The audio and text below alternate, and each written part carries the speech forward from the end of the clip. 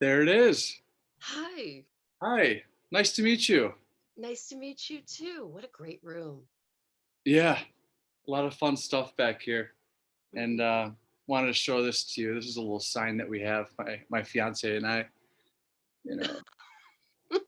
I Do you love it. agree? Yes. So smiling is good. I'm feeling pretty good right now. We got Toni Tiller here. Uh, on I Ask No One checking in from Buffalo, New York. Where are you right now? I'm in Connecticut, We're in Connecticut. in Wilton. Wilton. Where's Mm. that? It's sort of in southwest Connecticut. I'm about 50 to 60 miles outside of New York City. Okay. Great. Can't say I've ever been, but if I'm ever passing through, I'm gonna stop Yeah, by Wilton. All right. that would be Uh, wonderful. cheers and happy belated birthday, 47, right? On September the 10th. That's right. Yeah. How was your Yeah. birthday? It was really nice. It was very low key. We just sort of stayed home and had takeout. Any day where I don't have to cook is a good day. Yeah. So, it was really, really nice. Good. Good. Yeah, we've got Toni Tiller here for our viewers. Toni's beautiful face graced the Godsmack debut record back in 1998. And it's a real joy to have you on. And really, thanks so much for joining, taking the time. Um, I like to start off with a little quote of the day. So today's quote is from in celebration of the new Matrix coming out here soon. Morpheus told Neo, my all-time favorite movie, by the way. Morpheus told Neo once, "The body cannot live without the mind." And I actually was just out jogging here. Pretty hot day here in Buffalo. I'm like sweating. So, but getting really after it and running or whatever it is your day to day, the body truly cannot live without the mind. And I like to remind myself of that all the time. Um, but today's fun fact, today is September the 17th, and Keith Flint. Does that name ring a bell, Toni? Vaguely. Okay. Refresh me. Yeah, sure. So Keith Flint, he was the lead singer of the Prodigy, the band The Prodigy. Yes. Yeah, and he passed away March the 4th, 2019. He took his own life. He would have been 52 years old today. Hmm. So tomorrow, going to be walking for my late great buddy Mike Holden to fight suicide as a member American Foundation Suicide Prevention. I understand that you're in the midst of writing uh, some books or some scriptures about the intersection, the meeting of magical practices and mental health. And we're going to get to Godsmack, but I just wanted to ask you, what have you been up to in that department? Well, I actually produce a show every Tuesday at 9 p.m. where I talk about the mechanics of magic. And when I'm using the word magic, what I really mean is moving energy from one place to another with intention. And so that's a practice that spans the globe, it spans history. Every culture has its spiritual practices that are designed around moving energy from one place to the other. So I'm not so much interested in that level of it. I'm really interested in what makes it all work. So the thing underneath the thing. And a lot of people get into the occult, including, Sully from Godsmack, I think is either a pagan or a Wiccan. So he's a practitioner. People really get interested in magic, I find, as a way to find more power and control in their lives. And it's important to know that when you're seeking power, it's a response. It's a response to feeling powerless and out of control at other points in your life. And so, a lot of people who are coming to magic are doing it from the point of view of wanting to improve their lives and their mental health. Um, Unfortunately, it's also a way to damage your mental health if not proceeded with caution. People go through things like Kundalini awakenings, the dark night of the soul. A lot of people succumb to this. So I feel like if you're pursuing a practice based around magic, that you have to have really good mental health um, fall safes in place. Support systems, good habits with eating, sleeping, and exercising, people to check in with, everything like that. I myself come from a background where I was deeply, deeply depressed for 25 years and struggled with suicidal ideation on a daily basis. And I'm happy to say that for the last 5 years, I have not had a single suicidal thought. So it's important to know that this is something that can be overcome. Yeah, that's huge. That's really, really huge. The passing of my friend Michael J. Holden was a big conduit for me to start this podcast. And I'll be honest, you were the very first female to have on the show, 72 episodes in. I've had my sweet mother, my fiance, you know, my family, my sister. But to have you on and not only be the first female, but someone that has experienced those kinds of thoughts. I've been through those thoughts. I was diagnosed with depression in 2016 out of nowhere.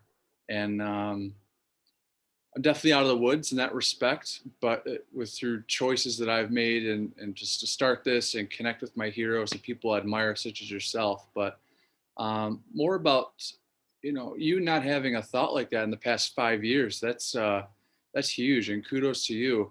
What are some of the things that you've done to help yourself get out? Because, you know, 25 years of having depression, and you know, it's no easy task. It is a chemical imbalance in the brain, and I like, you know, with your assistance to really help eliminate that stigma. So, what were some steps that you took the past 5 years, Um, and what Honestly, magic, largely you know, meditation. yeah, Yeah, daily really, meditation. it's yeah, meditation and understanding because, like, a lot of people feel like they can't meditate. Everybody thinks meditation is, sitting on a mountaintop in an orange robe saying Om. And it's really not about that. It's just about creating more space in between your thoughts so that you can discern their validity. So, number one, I have a therapist. I work with a therapist regularly once a week. I think therapy is really important to have just like as an outsider there, who's like on your team. um, but really, meditation, creating that space in between my thoughts so that I could start to examine them. And the one thing that really turned it around for me was interviewing my thoughts. When I would have a suicidal thought, an impulse, I one day just turned around and asked it, "Do you belong to me?" Because those thoughts never felt like they belonged to me. And in the back of my mind, I heard this tiny little no. And that was a game changer. Like, well, if these thoughts aren't mine, where are they coming from? And being able to turn around and look at them as something that were a part of me, not me, really helped me start battling back. And I started to pursue, again, yoga, meditation, reading about spiritual pursuits, yoga in particular. And I don't mean downward dog, but like the philosophy is all about engaging in the inner self. And so that was the ticket out for me. It's really beautiful. Thank you for sharing. You know, wanted so at some point in our conversation, I wanted to show you this sunflower here. I Oh, it's have so beautiful. a few of these in the kitchen. My fiance just engaged actually a few months ago, so this is a pretty exciting time. And got a few of these in the kitchen, just a little brighten the mood, right? But to Yes. brighten the inside, I look at that. Meditation is huge. It's huge. You know, I next week I have my yoga instructor I had back in San Diego, Mike Flory. He's got a really cool page. In fact, Tony, I'll share you his page, but I'm going to be reconnecting with him next week. And, you know, every Thursday on the beach, we would do our yoga practices. And it's really important to check in daily. Check in with yourself. If there's someone else, it's it feels good. It's therapeutic to check in on someone else when you're having that kind of conversation too. And just with the meditation part, the breathing exercises, you know, I'm out there busting my ass going to run off some of the pizza from this past Sunday of football and everything still. But you know, to take a moment to check in. And Chester Bennington, God bless him. Uh, Mm. you know, I learned through him that, and I think others did too, depression is not a face. And it's really easy to just let that overbear you, and just to take a moment every day for that moment to check in and talk about it is really important. And you know, kudos to you. That's really, really great. Oh, thank Awesome. you. Yeah. And congratulations on your engagement. Thank you. Thank you. Yeah. It was 3 years, three years to the day we met on the beach there in Angola, New York. Flew her family in from New York and totally caught her by surprise. That was the year and a half, 2 year long secret. So secrets out.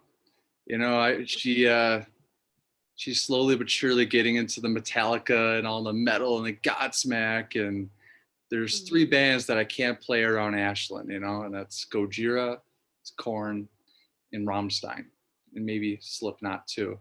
But one of the things you mentioned that you're not a rock and roll girl, but I just have to ask you, what's your best concert you ever been to in your life?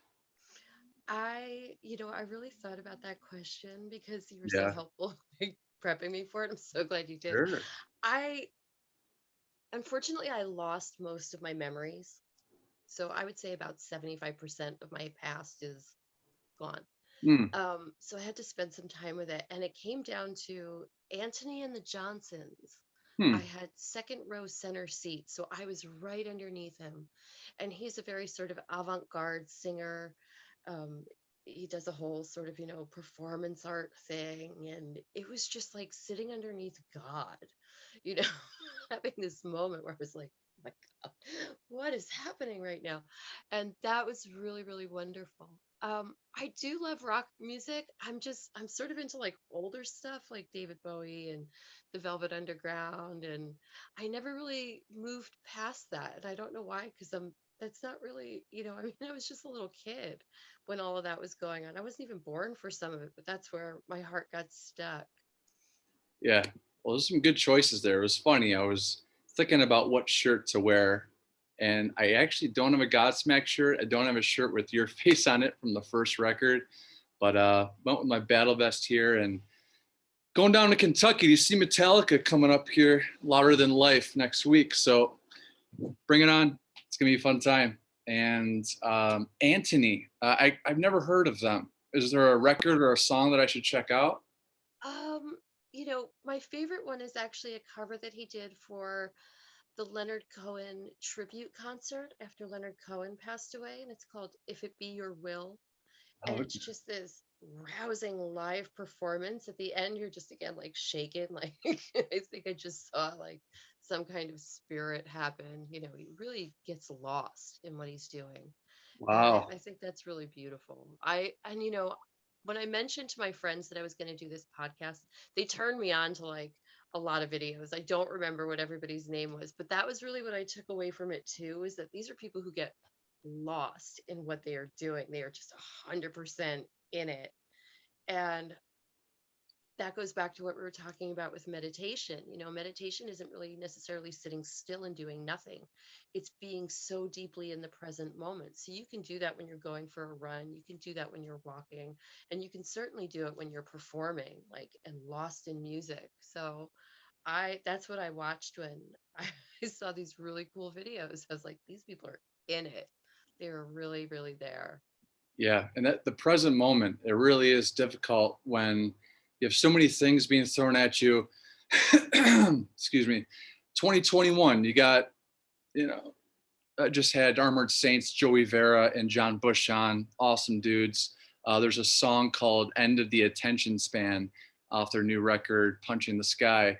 And it's really all about this, just being glued to this. It's really easy to, I'm in real estate and everything that I need, everything that I could do, all the home is just right here. Social media, all of the above. But yeah, part of the reason I have this is just to take the real estate hat off and just sit back and talk a little rock and roll and the present moment. I saw a shirt once, a guy used to work at the Hotel Bel Air in LA with Chef Wolfgang Puck. And the guy had a shirt on that said, "Be here now." And probably one of the more overdue purchases. I need to get a shirt. I need to get post-its. I need to get a notebook that has those three words because it really is important, the present moment. And some of my favorite bands sing about that. Gojira, you know.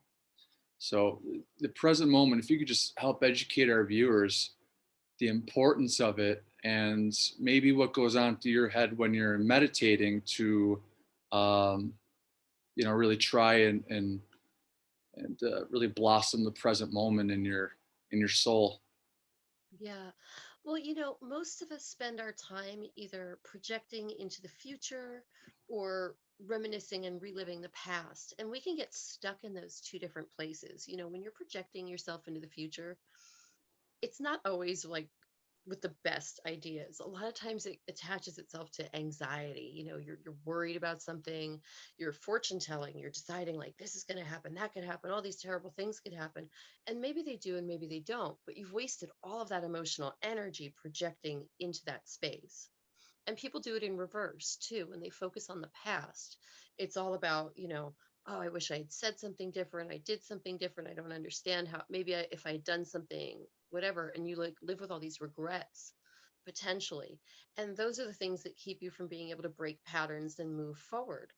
So when you bring yourself totally into the present space, you'll find that most of your anxieties disappear because you're not projecting those things. You're just here and you can accept, like, okay, I don't necessarily love what's going on around me, but what can I change in this moment? What do I have control over right now?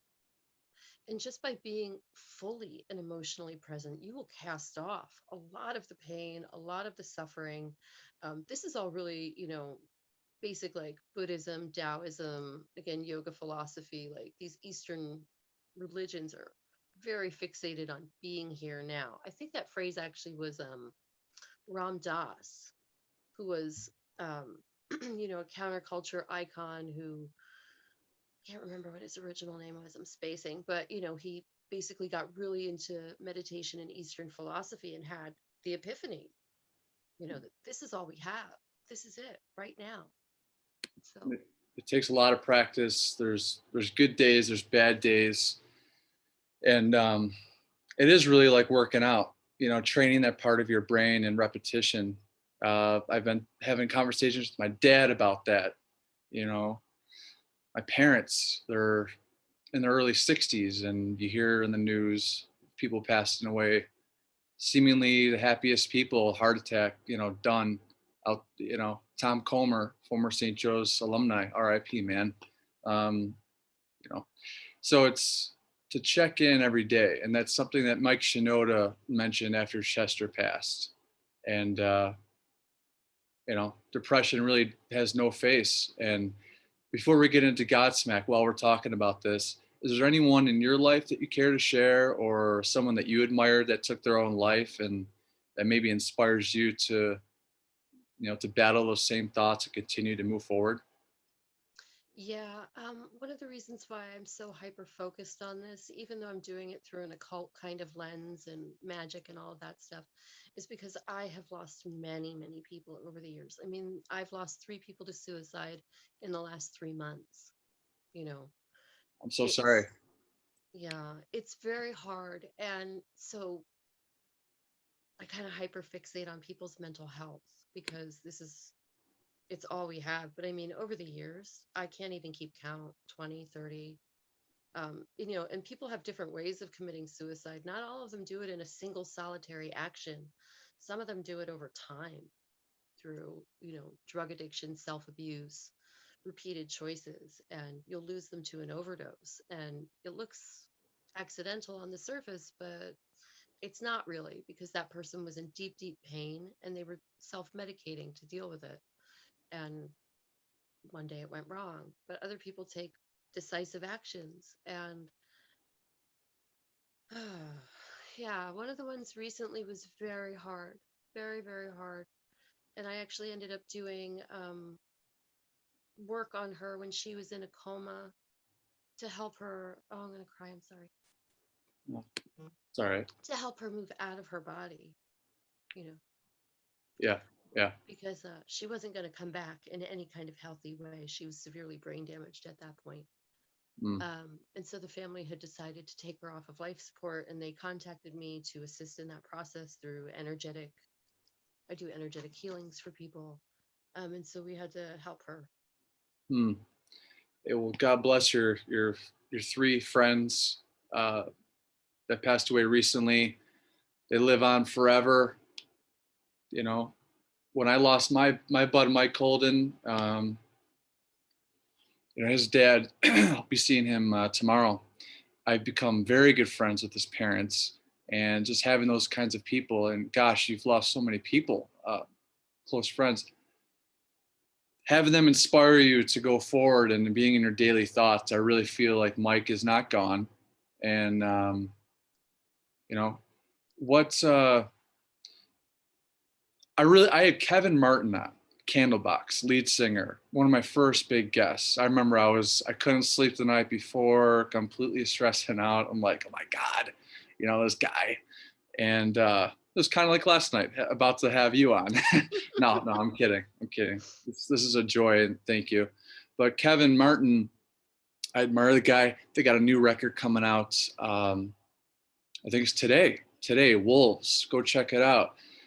But we got talking about Chris Cornell, and you know, Kevin Martin said he doesn't listen to any Soundgarden audio slave, doesn't listen to any of that. He doesn't believe in suicide, and he doesn't. You know, he feels as though it's a choice they made. It's a shitty choice, leaving back family, friends, and everyone. But I think you hit it right. I mean, it's not just one case. It's just that those ruminating thoughts that do not leave and cannot leave with, you know, medical help, or no matter how much you try and reach out and talk to your friends. And there's just, you know, with Holden, I feel like this could have happened 10, 15 years ago, but we, you know, our friendship really kept it going, you know, kept him positive. And it's sad, but you know, some people, it's really, I don't know, I don't want to sound glass half empty, but I feel like some people are just doomed in that respect, because there really is a chemical imbalance in the brain. And that was brought up in Mike's dad, you know, his dad shared in his eulogy. So you just try and be there for them, and it's a decision they have to make, and you know, to go forward. And you just really you hope for the best, and you always are being available. And for you to have lost so many of your friends, you being available yourself to your friend in their coma, in their deathbed, it really says a lot about your character, and your spirit, and your friendship, and the quality of person that you sound like you are. So when you mentioned Magick, for ways that I'm interested, I'm intrigued, you know. So are we talking like stones? Are we talking I don't know, incense? Like what? I'm totally alien to this. Yeah. Well, a lot of people do use those items, you know, crystals, and they go through elaborate rituals. There are, again, like every culture has its expression of this. My work in particular is focused on removing all of that. I'm really down to like, what is the essential thing that I'm doing here? How am I getting energy to move from one place to another? And I mean, it all seems insane on the face of it, but the results were undeniable. And that's what I keep going back to, is like, well, no, I applied energy to X, Y, and Z, and I got the result that I wanted. And then it became repeatable. I work on other people for a living. I help them transform their energy, and they'll come to me and say, well, I'm having an abundance problem. And I'll be like, okay. And we work on that. And then, like a month later, when we have our check in, they're like, you're never going to believe it. All of these things fell out of the sky. And I'm like, no, I totally believe it. That's what I'm here to do.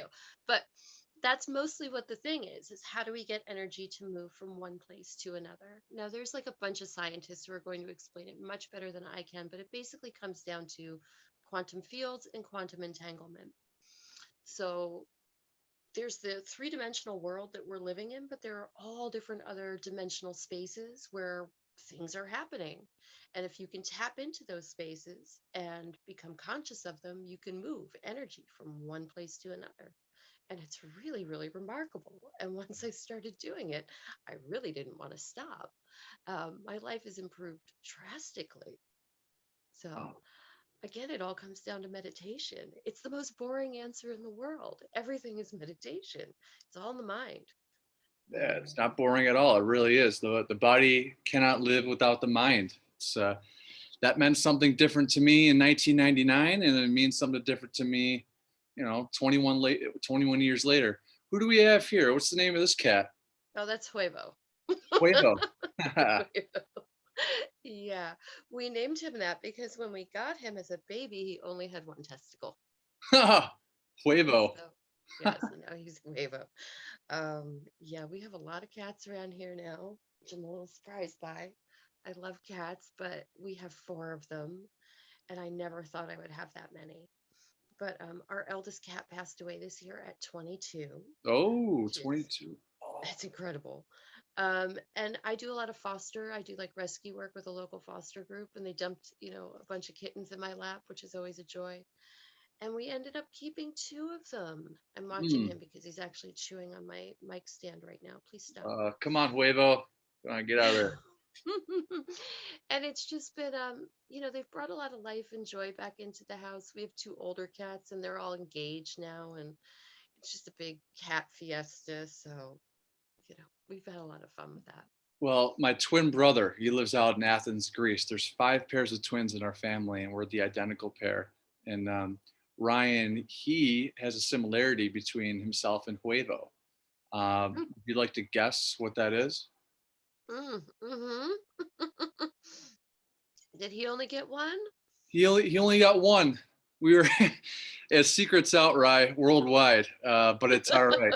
He's been wearing it on his sleeve the past year or so, so I figure, what the heck. Juevo is probably going to be his new nickname when I see it, when I talk to him. And, he actually Googled names or nicknames for funny names for people with one testicle. Mm-hmm. Uniballer, No. grape. So that's hilarious. I love it. But he'll get a kick out of that. My fiance, Ashlyn Rose, she loves cats. I'm mildly allergic, and I understand there's hypoallergenic ones. Yes. Yeah, are there? So what are the breeds? Do you know which ones we should maybe get when we get a house next year, or what? You can check out, and I would go. The number one thing to know about cats with the allergies is that every cat is different because it's based on their protein.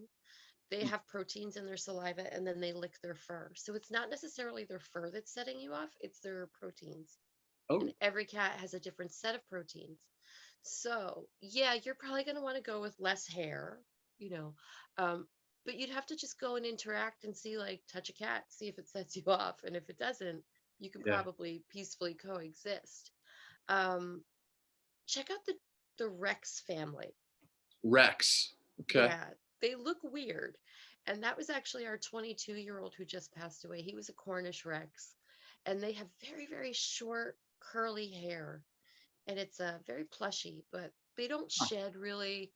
And that's helpful. And a lot of their proteins are low allergen and they're a lot of fun. You might Okay. like them. Rex. I like plushy. I like Mhm. cute. And if her mom's cat's just messing with me, I'm just gonna be like, damn, these proteins. They're gonna be like, what? These proteins on Corey. Ugh. Um, but yeah, going back to Ryan real quick. 2 month premature. Ryan almost didn't make it, and he's best friend in the whole wide world. So I look forward to seeing him this Christmas time. Um, but on to Godsmack, Tony. Mhm. We got Toni Tiller here checking in from Wilton, Connecticut. Yes. Wilton, Connecticut, which is also a part of the New England. Godsmack, our band from Boston, Mass, also in New England. Godsmack, there was a time where I only listened to Metallica and Godsmack. I've graduated since then, and still Godsmack, very nostalgic. The heavy, the riff, and the album covers. So right here, right now, Toni Tiller, her pierced face, was on the cover of Godsmack's debut record. It was her face on the backdrop, I believe, when Godsmack were playing in the late '90s, Ozfest and stuff. How did the heck did you get hooked up with the almighty Godsmack, huh? All right, so I did not know anything about this until my face was on sale. My No. first exposure, yes, I'm telling you the truth.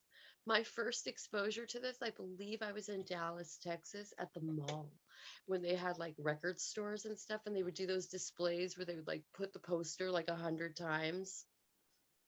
And like I'm walking and I'm like, what? That's my head. That is my face. And I had no clue, no idea whatsoever. So that photograph was actually taken several years before the band existed, I believe. I was 19 years old. My friend was a photographer, Dale May, fabulous photographer, lovely, like just a great human being in general. And we had done some work together. He had been photographing tattoos, and I had just gotten my arm done. So I was on my way home from a party. I believe it was about 9 o'clock in the morning. And I had been out all night. And that makeup I was wearing was last night's makeup. And he was like, stop by the studio on your way home. He lived a few blocks from me. And I went over and he had a stool set up and a lighting rig. And I touched up my face a little bit. And he said, okay, I want you to sit here and look over your shoulder at that light bulb. And that was it. That's what I did. Snap, snap, we're done. And it just blew up. I mean, we had problems with that photograph even before Godsmack. Um, like a pornographic comic book stole that picture. Somebody redrew it. They redrew it really badly too. And they put it on the cover of this. I mean, it was a really crass, like I'm not anti porn by any means, but this was like bad. This bad comic book, and we had to sue them to have it recalled. You can still, I think, find copies of it on eBay. I don't remember the name of it. um we did that. We had sold a copy of it to a piercing place in New York City called shoot, it wasn't the Vault. I don't remember. It was like the big deal in the 90s kind of place, and they hung it over the thing. And then I moved on with my life. I forgot about it until I'm walking through a mall and I see myself on sale. That was That is that. so wild. Wow. And the Yeah. photo shoot was years before this was released, huh? Yeah. It was in, hang on one second. Yeah. Stop it. Okay. I have Juevo. to argue. Yeah, it is. It's always Juevo. Always. The other ones are being fine. Everybody else. He's my problem child. Okay. Got it. Anyway, so yeah, I think we took that photo in 1994. Wow. So about 4 years before. They must have just found it online or maybe in that stupid ass comic book or what? I think that Dale may have done some band photos for them, and he had it in his portfolio on Okay. the table because he always had his portfolio out. And I think they were flipping through it and they just liked it and they bought the photograph from him. And not that he needed my permission, but I didn't know anything about it because Dale was still in Brooklyn and I was, I think, in Dallas at that point. And so we had fallen out of touch for a while because I was bouncing all over. And yeah, next thing I know. Are you getting royalties, may I ask, from that or? No, I am not. And that's not how photography works. So when you're a model for somebody, you sign a release with them. And it's the photographer's job to pay you. There's no royalty system for models unless you're doing like a special kind of like pre-hammered out deal. Like if you're, Giselle Bundchen or something, sure. But Yeah. if you are a club kid in Brooklyn, no. And that's okay with me because it has more than paid for itself in Yes. entertainment. I have had a really good time having this be a part of my history. Yeah. Do you get people maybe messaging you for autographs? Do you have a website that people could request this through or email you?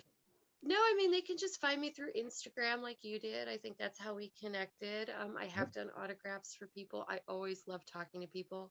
I have seen people do Halloween costumes. I've gotten a lot of fan art. It has just been a blast. Like, so, I mean, I'm here right now because of it, talking about mental health, which let me tell you, when I was 19, I did not have good mental health. I was not thinking about this then, but because of that, we're here now. That's pretty cool. Yeah, that is so rad. And when you listen, I was listening to this song, I was blasting this, just kind of getting ready. And Sully, the lead singer, he just sounds so pissed off. You know, he's talking about these breakups and these girls. And, you know, when I see your album cover there, when I see your album cover, I think of the song Bad Magic. You know, we talk about magic, you know, like get back and back on track, get off of my back, bitch. You know, that's what comes first to mind when I heard that. When I see your face, you know, back, you know, and it's just, it's so funny. But Mike's dad, John, he mentioned Voodoo. You know, are there songs off that record at all that you really liked? I have to make a confession. I have never heard their albums. Get out of here. Swear to God. I went to one of their concerts, maybe even two of them, and I remember them being like incredibly entertaining and lively performances, but I have never listened to the album. Whoa. Well, I want to recommend to you, you do, if you haven't already, with Voodoo, maybe on the radio or whatever.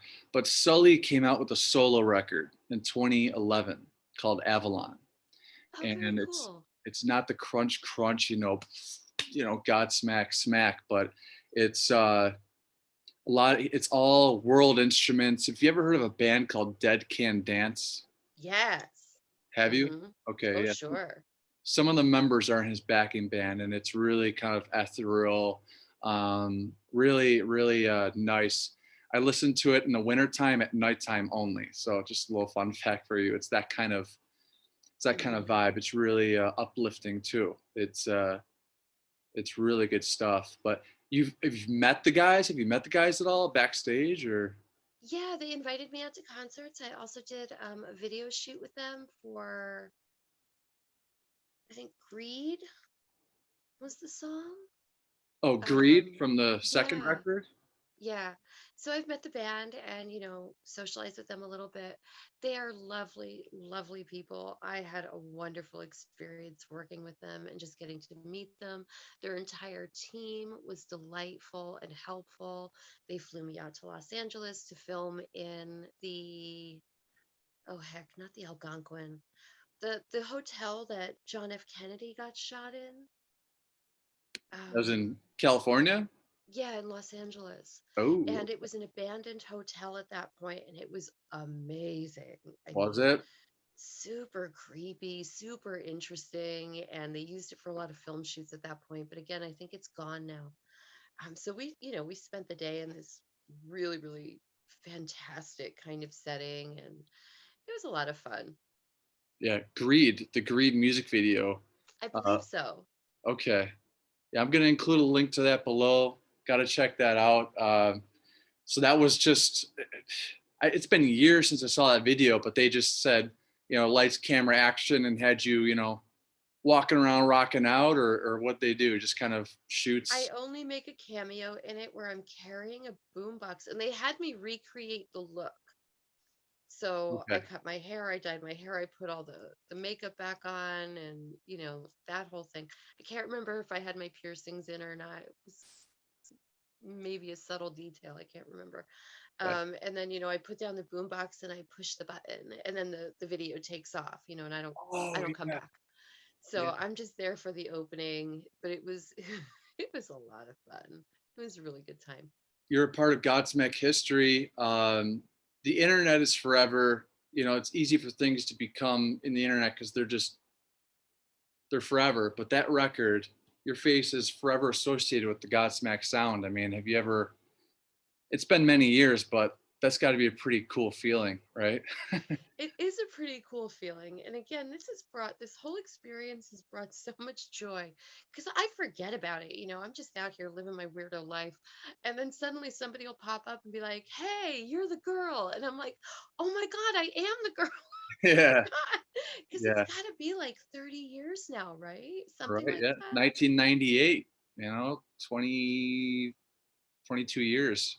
Oh, I'm really bad at math. No, it has to be more than 22. I've been here for 22. Yeah, yeah. The record dropped in '98.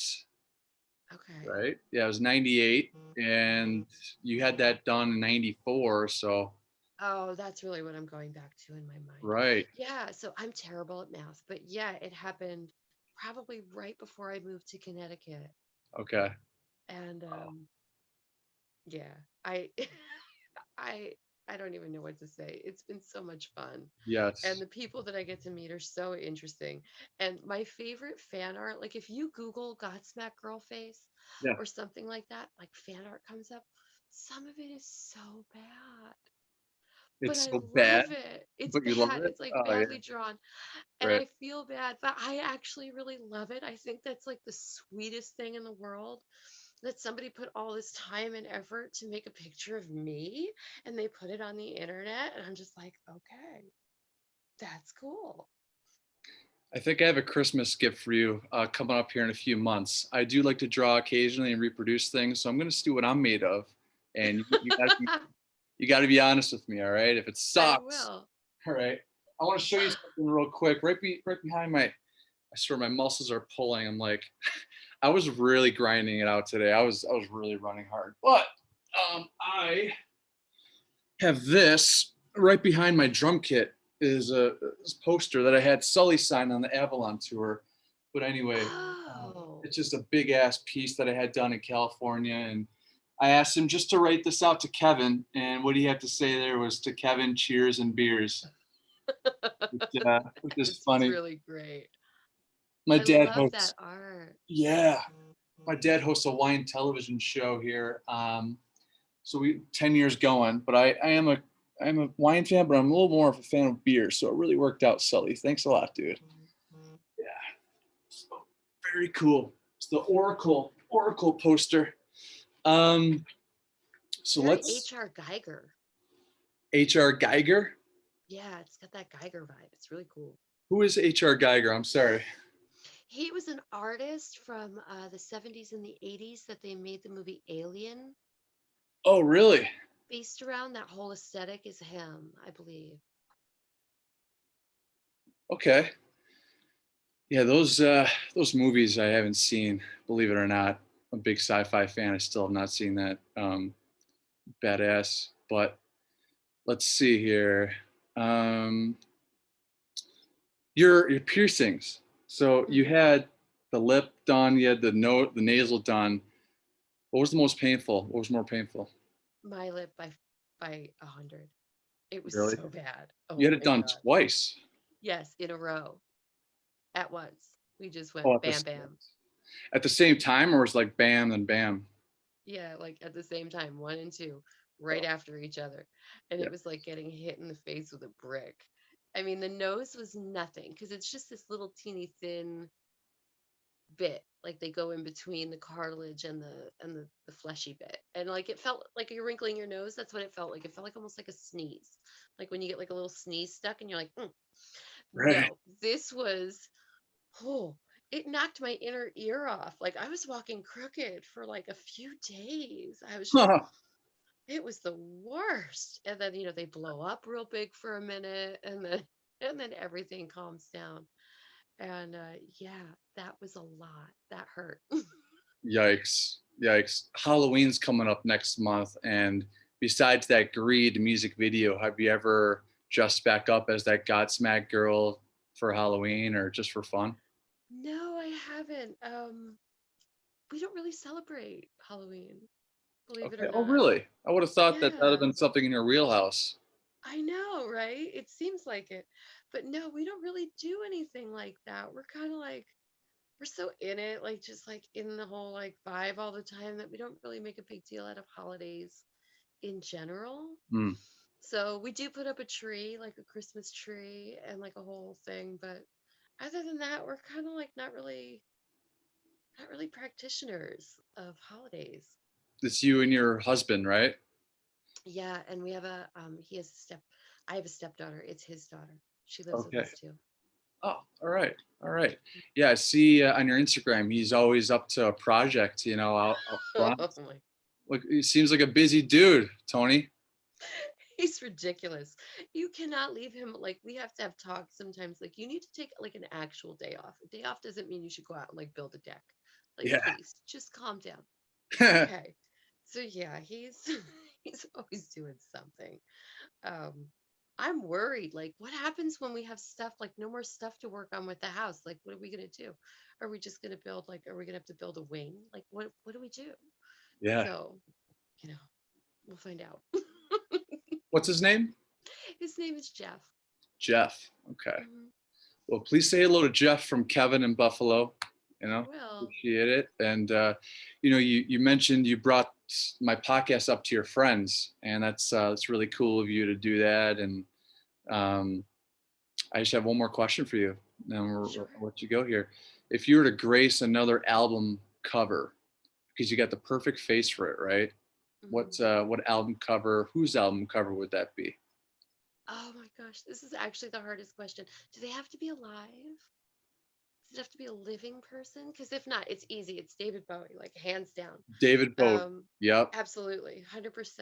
And then I guess if I had to choose somebody from that genre who's still alive, it would be John Cale, who still produces really interesting avant-garde music and who's a founding member of the Velvet Underground. I also love James Murphy from LCD Sound System. He's always doing something kind of interesting. I don't know if he's cool still or not, but I love his work. And of course, like Anthony and the Johnsons. Sure. Um, Okay. yeah, David Bowie. What's your favorite kind of Bowie? You like 70s, 80s? You like the newer stuff? You like it all? I do like it all. I can tell you though that my favorite song is "Ashes to Ashes." Hmm. My fiance's name is Ashlyn, so I'm starting to think now. Which record? Scary Monsters and Super Freaks in the early 80s, I believe it was. Okay. Right when MTV launched, it was one of his early videos, and it was, one of the first ones that was done in this sort of like avant-garde storytelling style instead of as concert video footage, which is how most videos started. Yeah.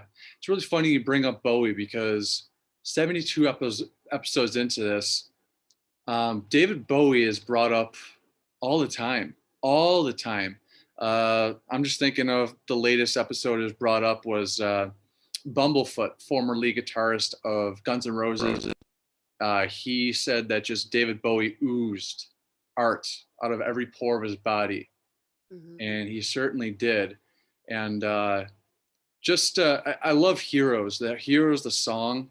Yeah. Um, I got my phone right here, so bear with. There's a I'm Afraid of Americans. You know that song? Yes, that's the 90s. Yeah. The 90s. Yeah, he did that music video with Trent Reznor of Nine Inch Nails, which was badass. But Ashes to Ashes, I'm going to include a link below to that. Before I let you go, there's nights that I just struggling to sleep. I can't just calm my mind down. So sometimes I ask David Bowie to help me out a little bit there. And one of those songs is called not Starman. It's off the record called Tonight, and it followed Hmm. the Just Dance record. So Tonight in 1984, Loving the Alien, Yeah. Hmm. which is kind of cosmic because I completely forgot to ask you one of these questions about aliens. So Loving the Alien, love that song, calms me down, makes me happy. Yeah. Do you believe? Do you believe in aliens, Tony? Oh, 100%. Absolutely. You do. Yeah. Yeah, definitely. Like Area 51 happens, and there's gray people out there, or how so? I have no idea. I will say this though, it would be exceedingly arrogant to believe that we are the only intelligent life in the universe.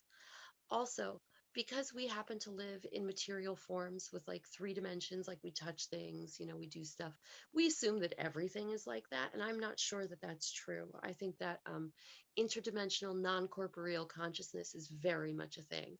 So, not everybody, what was the phrase you were saying? That everybody has to have a mind Yeah, the body before? cannot live without the mind. Right. The mind absolutely can live without the body. So there is consciousness out there, but because it's not in a form that we recognize, we assume that everything has to have form. I think a lot of it gets glossed over. But I think we've been in contact with non-corporeal consciousness since the beginning. Yeah. Every time that thought crosses my mind, I feel like there's someone out there that's wondering the same thing that we're talking about right now. Hmm. And also the last scene of Men in Black, where you got the aliens playing with the balls or whatever, and the galaxies and stuff. Um, it's funny because it looks like through your Instagram and our conversation, you're into the aliens and the space and the beyond. And the first song off of your Godsmack record is called Moon Baby, and Oh, I think that's kind of funny. But are there alien movies out there you really like? I don't actually watch a lot of movies or No. consume a lot of media. I don't have anything against it, but it's not like a habit for me because I'm usually talking to people instead, like through social media, like we are right now, or working on, whatever project I'm working on. We do this thing where we actually put on, there's a volcano in Iceland that's been blowing for, I think, 200 and something days. And we put the volcano on and then we just put music on over it. That's awesome. Wow. And you're Yeah. not into Halloween? That's this. No, I know. I Okay. know. It's an anathema. I don't know why. Um, my husband's really he's the alien guy. Like he watches all those shows about, ancient aliens and ancient civilizations and how the pyramids are designed to talk to space and all that stuff. That's really his bag, but I'm along for the ride. I'll get with that. That's fun. But for me, it's all about that non-corporeal consciousness. We don't know what's out there. Right. Right. Uh, wow. So, I mean, I could talk to you for a long time about aliens, but I just have to say, Moon Baby here, Toni Tiller, really appreciate the time. And thank you so much for coming on. Oh, you're welcome. This was an absolute pleasure. Thank you for having me. Yeah. Yeah, really. And for those of our viewers who enjoyed what you saw, found a little value here, a like or subscribe is appreciated. For every new subscription, I make a little donation to my American Foundation suicide prevention page, which is just below. But stay happy, stay healthy, stay hungry, stay heavy. And Toni, let's stay in touch. You have a good one. All right, you too. Bye. Bye.